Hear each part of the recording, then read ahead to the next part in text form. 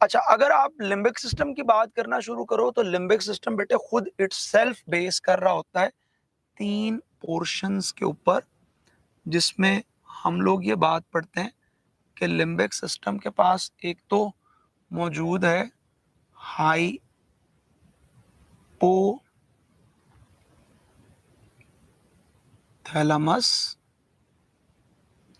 और ये जो हाइपोथैलेमस आपके पास मौजूद है, ये हम अपने तौर पर इसको बॉडी का हॉट स्पॉट कंसिडर करते हैं। अच्छा, इसको हम लोग किस तरह से और किन मानों में हॉटस्पॉट कंसिडर कर रहे होते हैं? हम कहते हैं बेटे जितने भी हार्मोनल कंट्रोल हैं, वो तमाम के तमाम हार्मोनल कंट्रोल हाइपोथैलेमस के अंडर होते हैं मैक्सिममली।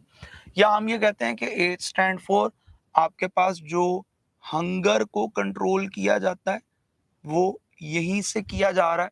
या हम अगर बात करें तो हार्मोनल कंट्रोल में बड़े इंपॉर्टेंट मेंस्ट्रुअल जो साइकिल्स हैं वो भी यहीं से कंट्रोल होते हैं। फिर hypothalamus is very much involved in osmo regulation, मतलब हम ये जानते हैं कि यहाँ से खुद एडीएच यहीं पे प्रोड्यूस होता है जो कि ऑस्मो रेगुलेशन कराता है। सो अगर थर्स्ट रेगुलेशन की बात करें, बॉडी में ब्लड वॉल्यूम की बात करें, तो ये यहीं से रेगुलेट हो रहा होता है। फिर इसके अलावा आपके पास बेटे जितनी भी थर्मो रेगुलेशन है, वो थर्मो रेगुलेशन चाहे in terms of shivering thermogenesis हो या नॉन शिवरिंग थर्मोजेनेसिस हो, ये तमाम हाइपोथैलेमस से रेगुलेट की जाती है। ये आपके पास शिवरिंग थर्मोजेनेसिस को कंट्रोल करने के लिए मैसेजेस कन्वे करवाता है टुवर्ड्स योर स्केलेटल मसल्स, और ये उसके अलावा थायरॉक्सिन को प्रोड्यूस करता है ताकि आपकी मेटाबॉलिक हीट जनरेट की जा सके। मजीद ये कि ये स्लीप एंड वेक साइकिल्स को कंट्रोल करता है। और ये जो स्लीप एंड वेक साइकिल्स आपके पास रेगुलेट होते हैं बेटे, ये स्लीप एंड वेक साइकिल्स आपके अंदर मौजूद डायर्नल रिदम्स हैं, यानी इनको दूसरे लफ्जों में हम लोग सर्केडियन रिदम्स का नाम देते हैं, जो 24 आवर्स के रिदम है। और हम लोग एक खास टेन्योर के अंदर या एक खास टाइम पीरियड के अंदर सो रहे होते हैं, और यूजुअली ये हमारे अंदर एक साइक्लिक एक्टिविटी के तौर पर मौजूद होता है। आपने कभी ये महसूस किया होगा कि जब कभी आप बहुत छोटे थे और आप 6 दिन स्कूल जाते थे और सुबह 6 बजे उठा करते थे, तो अमूमी तौर पर संडे को भी आपकी आंख सुबह सुबह खुल जाया करती थी। सो वो जो एक बॉडी के अंदर एक अलार्म सिस्टम स्टार्ट होता है, वो स्लीप एंड वेक साइकिल कहला रहा होता है। और इन तमाम बिहेवियर्स को आपके पास पीनियल ग्लैंड इन्फ्लुएंस करता है, जहां से मेलाटोनिन हार्मोन या सीरोटोनिन हार्मोन प्रोड्यूस होते हैं। ठीक है, और मेलाटोनिन और सेरोटोनिन को अगर हम याद करें तो हम इसको मून और सन से याद करते हैं। मतलब वो जो नाइट में प्रोड्यूस होते हैं वो मेलाटोनिन्स होते हैं, जो दिन के वक्त प्रोड्यूस हो रहे होते हैं वो सेरोटोनिन्स होते हैं। बहरहाल हम इसकी डिटेल में बहुत ज़्यादा नहीं जा रहे होते हैं। हम लोग ये कहते हैं कि जब कभी आप हाइपोथैलेमस से मूव करते हैं टुवर्ड्स के यहाँ पर एक और सेक्शन पाया जाता है which is very important, hippocampus. So ये आपकी बॉडी में तमाम लॉन्ग टर्म मेमोरीज को स्टोर करने का काम ये करते हैं। या मेरे बेटे जो आपकी लर्निंग मेमोरी है, यानी बहुत सी चीज़ें हमने बचपन में लर्न की हैं और उनको बगैर सोचे समझे हम लोग लर्न करते रहे, और वो आज भी आपकी मेमोरी के अंदर स्टोर होती हैं। जैसे हम लोग ये बात पढ़े होते हैं कि हमारी मेमोरी के अंदर आज भी twinkle twinkle little star store है, और वो ट्विंकल ट्विंकल लिटिल स्टार्स को अगर आप कभी अभी याद करके देखें तो आपको ये फील होगा कि कभी आपने उनके मतलब को गौर से सुना ही नहीं या सोचा ही नहीं कि ये क्या हमने याद कर रखा है। मतलब मैं अगर आपके साथ इसको रिवाइज करूं तो मैं आपसे ये कहूंगा कि बेटे ये है twinkle twinkle little stars, how I wonder what you are. हाँ, मैंने तो कभी सोचा नहीं कि भाई तुम कौन हो। हाँ, how I wonder what you are up above the world so high like a diamond in the sky. तो आपको ये मुझे बताने की जरूरत नहीं पड़ी, लेकिन आपके पास ये याद थी। जैसे हम कभी नमाज पढ़ रहे होते हैं तो हमें नमाज में याद नहीं करना पड़ता कि इसके बाद क्या आ रहा है, हम उसकी तरफ सोच भी नहीं रहे होते अक्सर, लेकिन वो चीजें हमें रिकॉल हो रही होती हैं क्योंकि वो हमारे हिप्पोकैम्पस के अंदर स्टोर होती हैं। मजीद हम ये बात पढ़ना शुरू करते हैं कि बेटे आपके पास एक और सेक्शन मौजूद है जिसको अमिगडाला का नाम देते हैं। अमिगडाला को अमिगडाला क्यों कह रहे होते हैं? क्योंकि ये ना बेटे आलमंड शेप स्ट्रक्चर है जो कि आपके पास पाया जाता है और इस वजह से अमिगडाला कहते हैं। ये पेयर्ड अमिगडालल स्ट्रक्चर्स आपके पास मौजूद हैं। हम लोग ये कहते हैं कि बेटे आज तक वो तमाम बातें या वो तमाम चीज़ें जिनके इल्ज़ाम आपने अपने दिल को दिए हैं वो असल में आपके अमिगडाला के काम है। यानी आपने आज तक जितनी भी चीज़ों का इनकार किया कि ये खाने को दिल नहीं करता, असल में वो आपका अमिगडाला नहीं करता। और आपने ये कहा कि मेरा पढ़ने में जी नहीं लगता, तो बेटे वो भी अमिगडाला नहीं लगता। या अगर हम लोग ये कहते हैं कि कभी आपने कभी किसी को ज़िंदगी में बहुत पहली दफ़ा देखा हो और आपको पहली ही नज़र में उस पर गुस्सा आ गया हो, तो बेटे वो अमिगडाला की वजह से आया। या आपने किसी को देखा और उसके साथ रहते-रहते आपको उससे नफ़रत होने लगी, तो वो आपको अमिगडाला की वजह से हुई है। यानी जो बातें आप सोच रहे हैं वो भी ठीक हैं कि जो इफेक्शन बिहेवियर्स हैं बेटे वो भी अमिगडाला ही की वजह से अडॉप्ट होते हैं।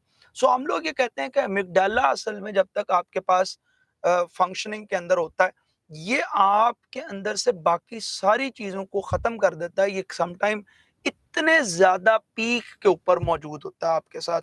जैसे आपको कभी जब फ़ियर होता है, तो खौफ के अंदर आपको कोई चीज़ याद नहीं होती, आपको सिर्फ़ वो खौफ याद होता है। या आपको कभी किसी गुस्से के अंदर या इंतकाम के अंदर सिर्फ इंतकाम ही आपको याद होता है और कोई चीज़ याद नहीं होगी। सो हम कहते हैं कि अमिगडाला बेसिकली फ्लैशर का रोल प्ले करता है। ये फ्लैशर का रोल प्ले करता है। अच्छा, कैसे फ्लैशर का रोल प्ले करता है? क्योंकि जब कभी आप फ़ियर में होगे, सो फ़ियर इससे एसोसिएट होगा। ऑल लव रिस्पॉन्सेस ये इससे कंट्रोल हो रहे होंगे। आपका जो एंगर है वो इससे एसोसिएटेड है। आपके जो सेक्सुअल एरोजल्स हैं वो इनसे एसोसिएटेड है। जो हेट है वो इससे एसोसिएटेड है। फिर आपके बहुत से इमोशंस इनके साथ एसोसिएटेड है और रेज इसके साथ एसोसिएटेड है। तो this is how the amygdala is being controlled. जब कभी बेटे हम लोग मूव करते हैं टुवर्ड्स सेरिब्रम, तो सेरिब्रम आपके पास वो पार्ट जो कि आपके ब्रेन का सबसे लार्जेस्ट पार्ट कंसिडर होगा और ये बेस करेगा बेटे हेमिस्फीयर्स के ऊपर। यानी ब्रेन आपके पास यूं हेमिस्फीयर्स की फॉर्म में मौजूद होगा और ये जो दो हेमिस्फीयर्स आपके पास मौजूद होते हैं, ये बेटे हेमिस्फीयर असल में एक दूसरे के साथ लिंक्ड होते हैं। ये दो दो हेमिस्फीयर्स हैं। दीज हेमिस्फीयर्स आर लिंक्ड, ये एक दूसरे से लिंक हुए होते हैं। इन हेमिस्फीयर्स का जो एक दूसरे से लिंकेज है ये किस वजह से हो रहा? हमने कहा भी ये जो हेमिस्फीयर्स का जो एक दूसरे के साथ लिंकेज है, this linkage of hemispheres is due to corpus callosum, ये कॉर्पस कैलोसम की वजह से होता। उसने कहा जी ये कॉर्पस कैलोसम की वजह से बनने वाले ये लिंकेजेस, ये बेसिकली ट्रैक्ट्स कहलाते हैं।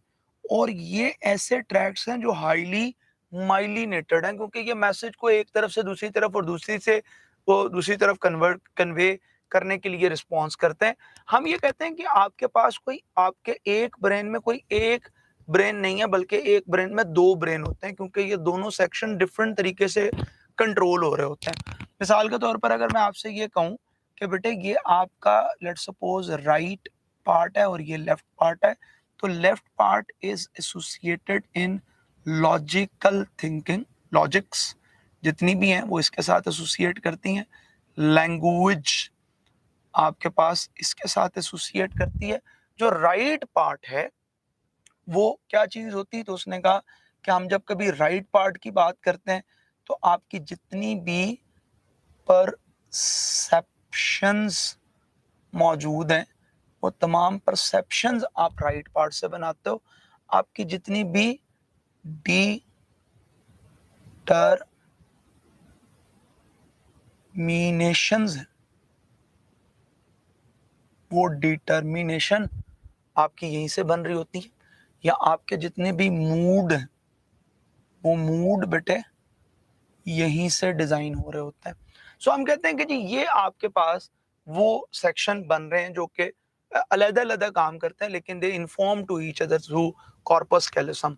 मोर ओवर हम एक बात ये करते हैं कि ये वो पार्ट हैं जो बॉडी को लेफ्ट पार्ट राइट को और राइट पार्ट लेफ्ट को रेगुलेट करता है।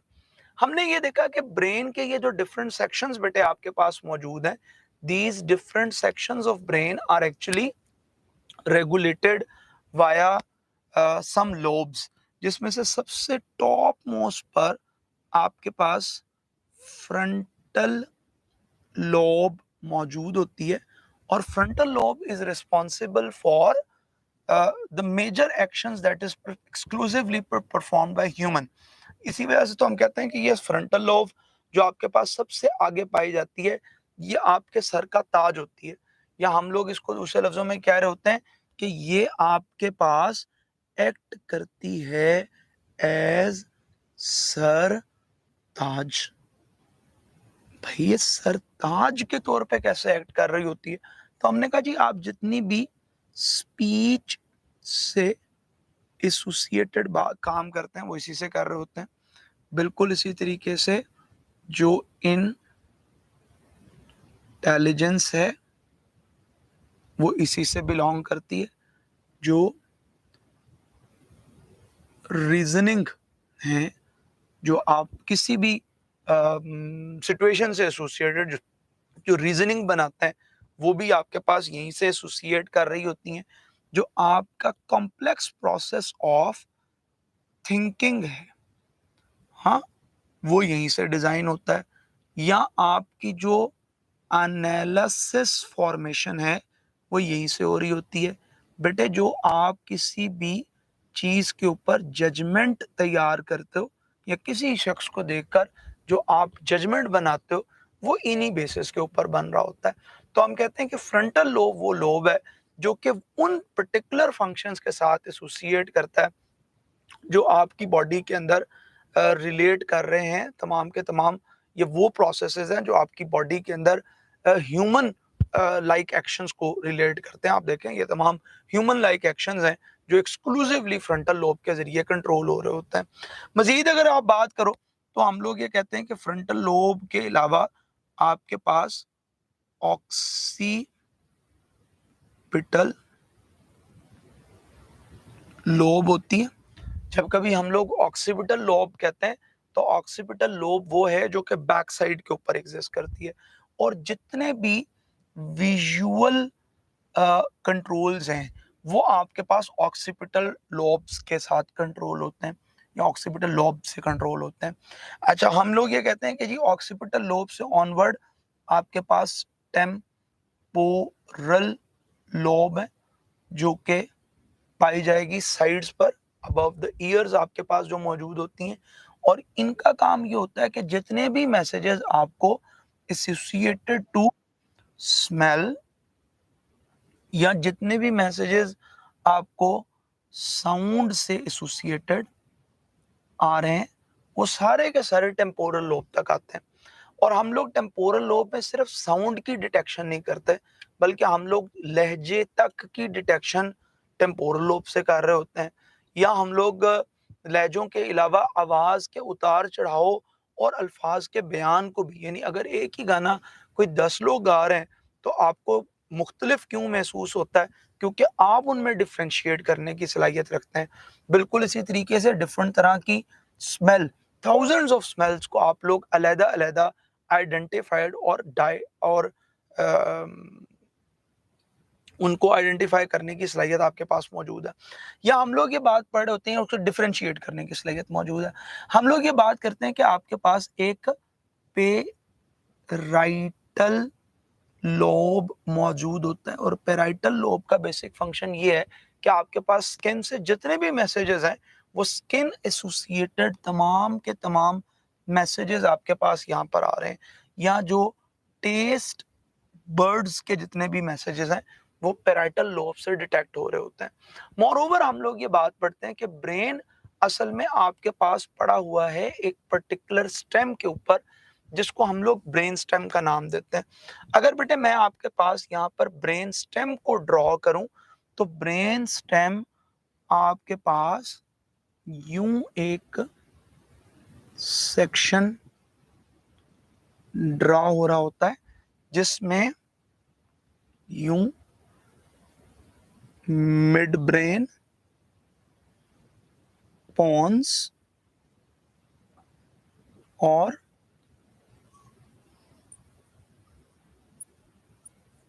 मेडुला होता है। पोन आपके पास वो स्ट्रक्चर है जो कि कनेक्शन मेंटेन करेगा इन दो में भी, और मोर ओवर यहाँ पर मौजूद होंगे सेरिबेलम।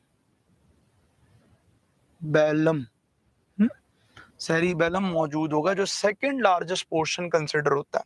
ठीक है, तो सेरिबेलम ब्रेन स्टेम का तो पार्ट नहीं होगा, ये ब्रेन स्टेम का तो पार्ट नहीं है। ये वाला हिस्सा आपका जो ब्रेन स्टेम कहलाता है, it actually carries the brain along it.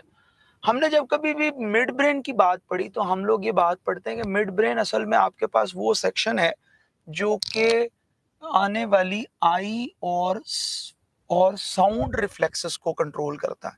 जैसे हमने कहा कि वो आई रिफ्लेक्सेस जो आप तक आती हैं, जिसमें आप पूरी तौर पे आंखों को मीच लेते हैं या बंद कर लेते हैं, या कभी आपके पास कोई जोरदार आवाज पड़ती है तो आप अपने कानों के ऊपर हाथ रख लेते हैं, तो ये तमाम के तमाम आई एसोसिएटेड और ईयर एसोसिएटेड जो रिफ्लेक्सेस हैं, ये तमाम के तमाम रिफ्लेक्सेस यहाँ से रेगुलेट हो रहे होते हैं। मजीद बेटे हम लोग ये बात पढ़ना शुरू करते हैं कि आप जब कभी हाइंड ब्रेन को पढ़ना शुरू करोगे, तो इटसेल्फ हाइंड ब्रेन बेस कर रहा होता है 3 कंपोनेंट्स के ऊपर। एक तो वी नो दैट के पोन्स होते हैं, एक आपके पास मेडुला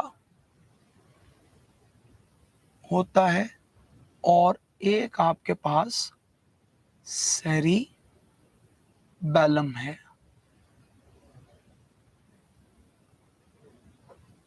ठीक है, हम लोग ये कहते हैं कि जी पोन्स, मेडुला और सेरिबेलम की बात की जाए, तो पोन्स, सेरिबेलम और मेडुला में पोन्स आपके पास असल में वो यूनिट है, पोन्स आपके पास वो स्ट्रक्चर्स देखे जाते हैं जो कि एसोसिएट करते हैं इन मिड ब्रेन, मेडुला और सेरिबेलम को। हाँ, यानी हम लोग ये कहते हैं कि जी पोन को अगर दूसरे लफ्जों में यूं देखा जाए, तो पोन्स बेसिकली आपको कंट्रोल कर रहे हैं transient state between sleep and wakefulness को। यानी जब आप कभी गनूदगी के अंदर होते हैं, डिजीनेस कंडीशन के अंदर होते हैं, तो उस वक्त आपको अगर कोई स्टेबल फॉर्म में रखा हुआ है तो वो पोन्स ने रखा हुआ है। आप रात को जो करवट बदल रहे होते हैं वो पोन्स की वजह से होती हैं।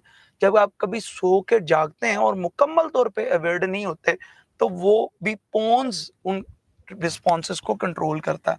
सो हमने कहा जी ये आपके पास transition state between sleep and wakefulness को ये रेगुलेट करते हैं। या हम लोग ये बात करते हैं कि इनका एक कंट्रोल जो है वो ब्रीथिंग पैटर्न के अंदर होता है। अच्छा, फिर हमने ये बात की कि जब कभी आप मेडला की बात करोगे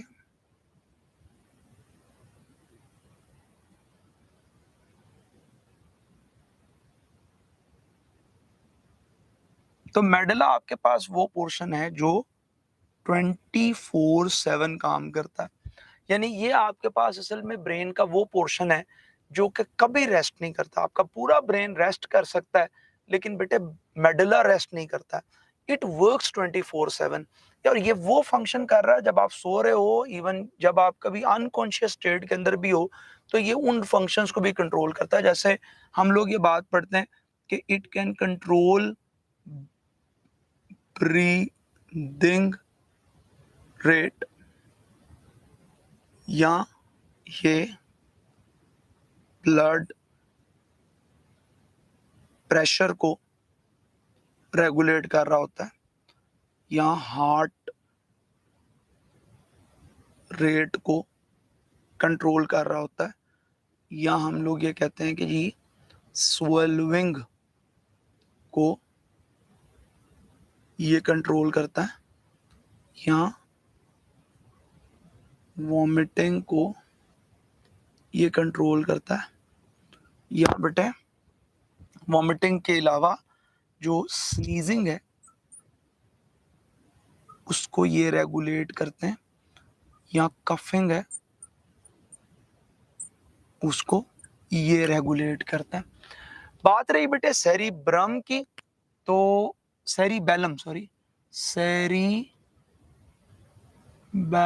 की, तो सेरिबेलम आपके पास वो पोर्शन जिसको हम लोग ब्रेन का सेकंड लार्जेस्ट पोर्शन कंसिडर करते हैं।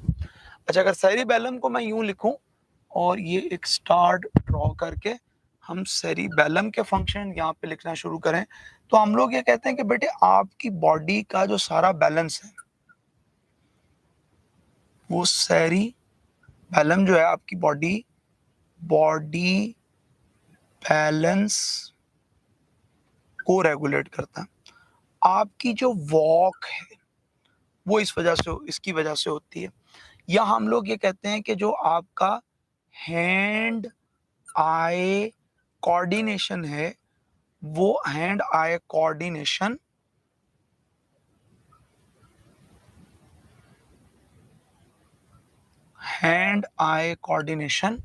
वो इस वजह से होता है। मिसाल के तौर पर आप बोर्ड की तरफ देख रहे हैं और बगैर कॉपी पे बैठ आप देखे लिखते चले जा रहे हैं तो इसका मतलब ये है कि आपका हैंड आई कोऑर्डिनेशन है।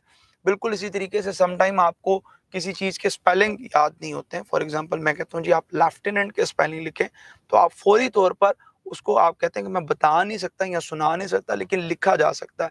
कभी आपने देखा होगा कि कुछ लोग जो हैं वो बगैर देखे हुए एसएमएस टाइप कर रहे होते हैं तो वो भी सेरिबेलम की वजह से टाइप करते हैं। अच्छा, क्योंकि ये बॉडी बैलेंस को मेंटेन करते हैं तो ये बेटे वेल डेवलप्ड फॉर्म में होते हैं इन बर्ड्स के अंदर सेरिबेलम बहुत ज्यादा डेवलप्ड फॉर्म के अंदर होता है। और वो लोग जो कि जैसे गोलकीपर्स होते हैं, वो लोग जो कि विकेट कीपर्स होते हैं, वो लोग जो कि डांस मूव्स रखते हैं, वो लोग जो कि स्विमिंग करते हैं, वो लोग जो कि फुटबॉल खेल रहे होते हैं, अपनी बॉडी को बैलेंस कर रहे होते हैं, उनके अंदर सेरिबेलम का बड़ा इंपॉर्टेंट रोल है। हम कहते हैं बर्ड्स में इसकी एक बड़ी खास बात यह है कि ये बिहेवियरल मेमोरी को कंट्रोल करता है। और ये बिहेवियरल मेमोरी की अगर बात करें तो बिहेवियरल मेमोरी के अकॉर्डिंग हम एक बात ये पढ़ते हैं कि बर्ड का नेविगेशन बिहेवियर इतना स्ट्रांग होता है कि वो अगर किसी एक सीजन में किसी जगह से फ्लाई करते हैं, किसी जंगल से उड़ते हैं और 6 माह बाद अगर उस जंगल में वापस आते हैं, तो वो ठीक उस जंगल के उसी दरख्त की उसी शाख पे आकर बैठते हैं, बिकॉज उनके सेरिबेलम भी इतना स्ट्रॉन्ग बिहेवियरल यानी नेविगेशन मेमोरी कंटेन करता है। अच्छा, मजीद हम लोग ये बात पढ़ते हैं कि बेटे अगर कभी आप सेरिबेलम के अलावा इनसे निकलने वाली क्रेनियल नर्व्स की बात करें, तो यहाँ पर ओरिजिनेट होने वाली क्रेनियल नर्व्स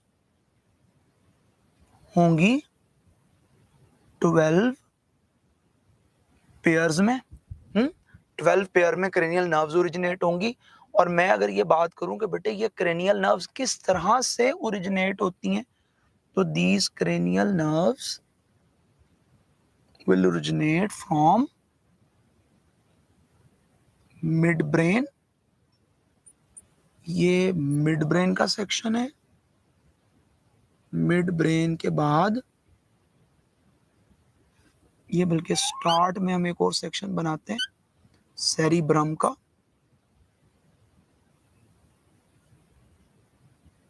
ये मिड ब्रेन का, दिस इज पोन्स,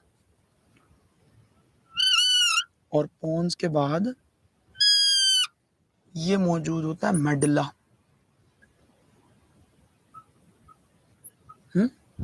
हम कहते हैं ये 12 पेयर ऑफ क्रेनियल नर्व्स कैसे पाई जाती हैं। बेटे cranial nerve number 1 and cranial nerve number 2 ये दोनों सेरिब्रम से ओरिजिनेट होती हैं। मिड ब्रेन से थर्ड और फोर्थ क्रेनियल नर्व निकलती है। फिर हम यहाँ पर अपनी आसानी के लिए यूं लिख लेते हैं, वैसे यूं रोमन न्यूमेरिक्स में लिखा जाता है, राइट। 5, 6, 7 और 8 ये पोन से ओरिजिनेट होती हैं। 9, 10, 11 और 12 ये मेडुला से ओरिजिनेट होती हैं। अगर आप यहाँ पर ये बात करें कि कौन सी न्यूरॉन जो हैं वो सेंसरी नेचर की होती हैं, तो 1, 2 और 8 ये सेंसरी और सेंसरी नेचर की होती हैं। जब कभी बेटे हम लोग मिक्स्ड नेचर की नर्व्स की बात करते हैं, तो 5, 7, 9 और 10 ये मिक्स्ड